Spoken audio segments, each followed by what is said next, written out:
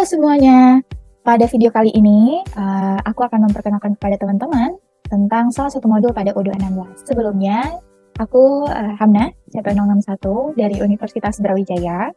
Kali ini aku akan memperjelaskan kepada teman-teman sebuah modul dalam software Udo yang kita pakai ini adalah versi 16, yaitu modul manufaktur. Oke.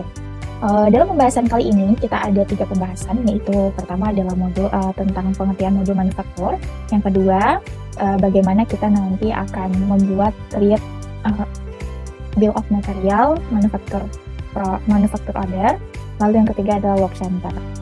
Kita masuk ke dalam pembahasan pertama. Oke, yang pertama adalah modul manufaktur.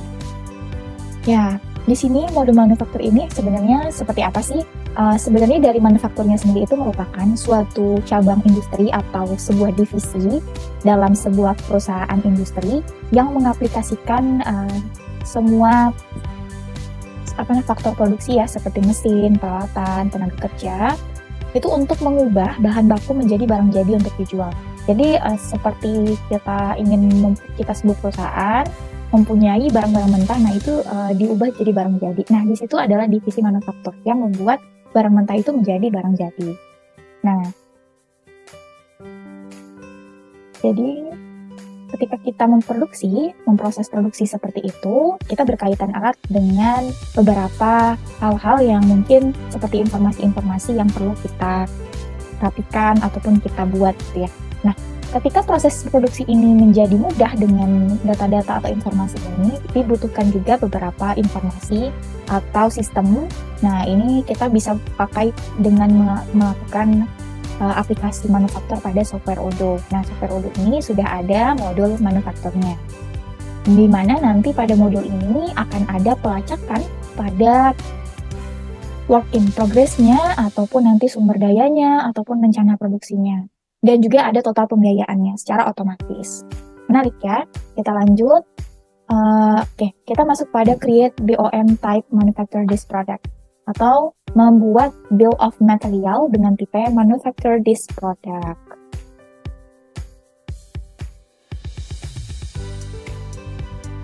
Oke, dalam fitur kali ini merupakan fitur yang dipunyai oleh Odoo, yaitu create BOM. Nah, bill of material. Bill of material ini adalah daftar bahan mentah atau bahan yang kita itu membutuhkan jumlah-jumlah yang sesuai untuk bahan mentah ini yang nanti akan kita produksi menjadi barang akhir.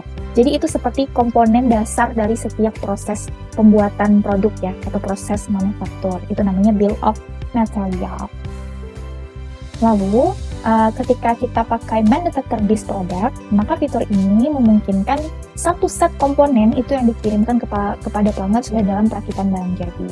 Jadi BOM ini akan diatur sebagai manufaktur this product dengan tujuan agar barang yang sesuai konsumen hanya tinggal diproduksi saat dibuat pesanan penjualan untuk produknya. Jadi nanti yang tercantum kepada konsumen itu sudah satu set gitu ya, satu set jadi. Oke. Kita lanjut, kita cobakan ke Odoo-nya ya.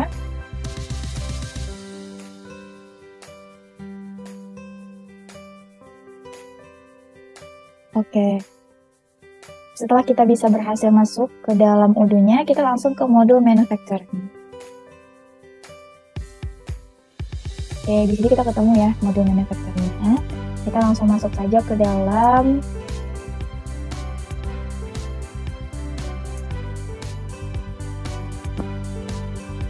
products, lalu di sini ada bill of materials-nya.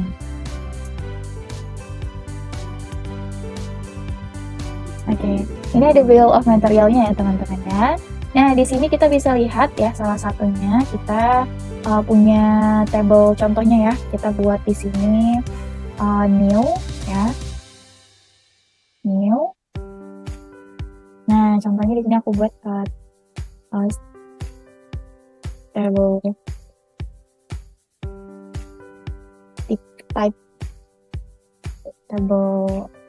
type for step school ya.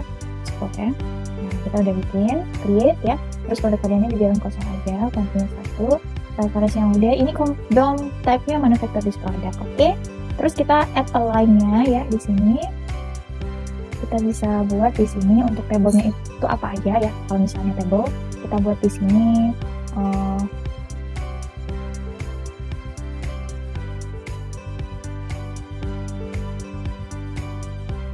kita buat di sini ada tabletop ya, tabletop. Lalu di atas di produk yang lain juga kita bikin di sini. Oke, ini kit ya, nih. Oke, klik save aja. Nah, setelah itu langsung ke bill of material lagi. Di sini kita bisa ketemu ya teman-teman, ada yang tipenya manufacturer this product, ada yang tipenya kit.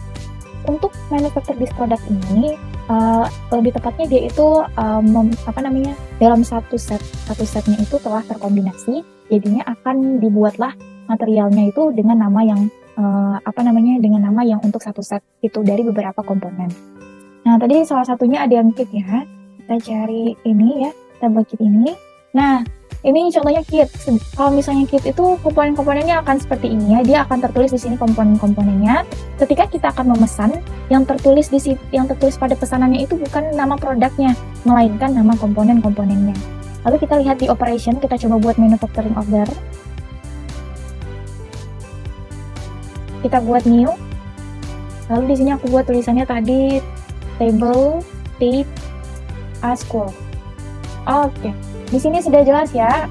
Yang pertama itu tipenya manufacturing order, manufacturingnya product manufacturing. Yang kedua tadi kan table kit ya teman-teman, dia berupa kit. Yang dicantumkan itu bukan nama produknya, yaitu table kit, tapi komponen-komponennya di sini, gitu ya. Nah, oke. Kalau misalnya kalian sudah pastikan, oke, setelah itu kita coba di start dulu ya. Kita coba di start dulu. Kita coba buktikan dengan membuat bill of materialnya. Yang kit tadi kita ubah menjadi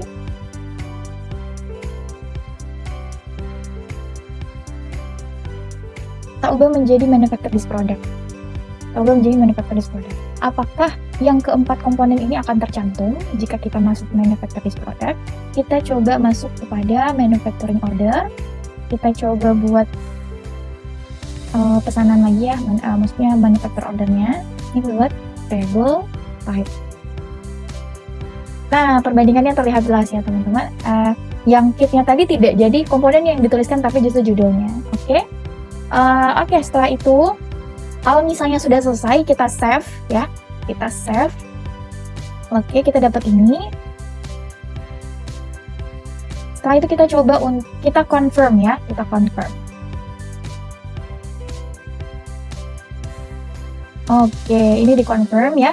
Ini semua di-confirm. Jadi setelah itu, kalau misalnya sudah di-confirm, maka dari itu kita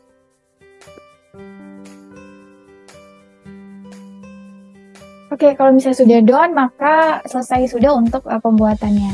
Yang mana tadi ini kita perlu masukkan serial number juga ya, untuk misalnya kalau misalnya. Nah, ini pokoknya udah selesai ya teman-teman, done. Oke, kita masuk ke dalam fitur selanjutnya. Kita masuk pada fitur selanjutnya, yaitu fitur manufacturing module work center. Oke, untuk pembahasan kali ini yang kita bahas itu adalah tentang work center ya, pada modul manufacturer. Nah, apa sih itu work center? Sebelumnya mungkin aku perkenalkan kepada teman-teman. Work center itu sama dengan pusat kerja. Jadi work center ini merupakan tempat nanti di mana proses produksi itu terjadi dalam satu fase. Yang mana nantinya di dalam satu work center itu pasti mempunyai bahan baku yang diproses untuk menjadi hasil produksi. Jadi itu seperti kita punya sebuah perusahaan, terus kita punya work center di kota A, dan kita punya work center di kota B. Jadi kita punya beberapa work center untuk pusat pembuatan bahan bakunya kepada bahan barang jadi. Nah, mungkin kita coba langsung ya ke Odoo-nya. Oke, setelah itu kita coba untuk masuk ke dalam manufacturing ya, modul manufacturing tadi. Lalu kita ke configuration. Di sini ada work center. Kita ke settings dulu ya teman-teman. Oke, di sini ada operation dan work order. Dari situ kita checklist saja di work order ini. Nah, setelah itu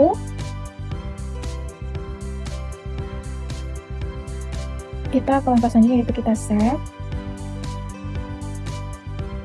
Oke.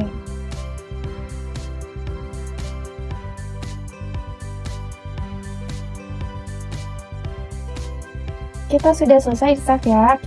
Oke, kita masuk ke dalam configuration-nya, lalu kita ke work center. Nah, di sini kita bisa buat ya teman-teman untuk work center-nya. Ini aku coba untuk buat 2 work center. Nah, ini new, kita buat ya. Nah, untuk work center name-nya ini kita buat work 1 ya, work center product 1. Kita buat di sini tag-nya ya. Kalau misalnya pengen tag-nya juga, ini untuk alternatif work center-nya ya. Alternatif work center ini kita isi jika nanti kita ini memiliki line produksi alternatif ya, yang nanti yang kita misalnya punya yang line utama ini masih terdapat proses yang lagi berjalan ya, proses manufaktur yang lagi berjalan. Nah, alternatif work center ini yang digunakan untuk otomatis apabila ada MO yang baru ya, sehingga tidak perlu menunggu. Oke. Terus kodenya kita bikin aja di sini WC 0022 ya. Terus standar workingnya 40 hours per week ya, ini bisa diisi. Terus company-nya kita bikin. Lalu kita masuk ke dalam production information. Di sini ada kategori untuk produksinya. Nah, ini time efficiency, di mana nanti ini kita pakai sebagai ukuran persentase, di mana persentasenya ini persentase durasi yang kita harapkan untuk melakukan pekerjaan di work center. Jadi jika misalnya time efficiency ini bisa kita buat 200 atau 300, maka work center-nya ini akan mengerjakan work order-nya itu 2 kali atau 3 kali lebih cepat dari yang disebutkan dari work order ini. Kan 100 ya, kita buat 100 aja. Terus kapasitinya yaitu jumlah produk yang dapat diproduksi secara paralel. Jadi di mana nanti kapasitas ini akan menjadi acuan untuk waktu produksinya. Terus work center X ini kita misalnya contohnya kita punya kapasitas 5 dengan durasi 60 menit. Nah, jika diproduksi 10 lagi, 10 biji gitu ya, maka durasi yang dibutuhkan adalah 120 menit. Jadi itu sesuai ya. Terus kita masuk OEE target atau Overall Equipment Effectiveness. Ini merupakan persentase target dari OEE-nya sendiri. Lalu time before production juga ada. Lalu setelah itu kita juga punya cost per hour gitu ya, biaya operasional per jam ya.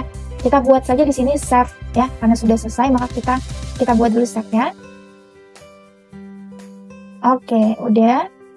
Work center-nya kita lihat di sini work center-nya. Nah, ini udah ada ya teman-teman di paling bawah ini.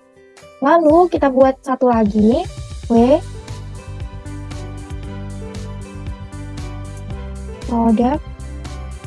2. Oke, kita buat di sini WC 0023. Oke. Terus setelah itu kita buat di sini time efisiensinya, terus kapasitinya kita buat di sini 5. Targetnya ini. Oke. Kita buat di sini save. Nah, maka sudah terbuatlah 2 work center ya. Kita bisa lihat di work center. Nah, di sini ada 2 ya, work center produk 2, work center produk 1, dan work center produk 2. Nah, ini ya, bisa kita lihat teman-teman. Oke, mungkin itu untuk pembuatan work center cukup mudah, tapi teman-teman harus perhatikan lagi beberapa hal-hal seperti waktunya dan juga cost per hour-nya ya. Mungkin dari aku itu aja. Terima kasih untuk teman-teman yang udah menonton. Mohon maaf jika ada kekurangan. Sampai jumpa di video berikutnya, dan dadah!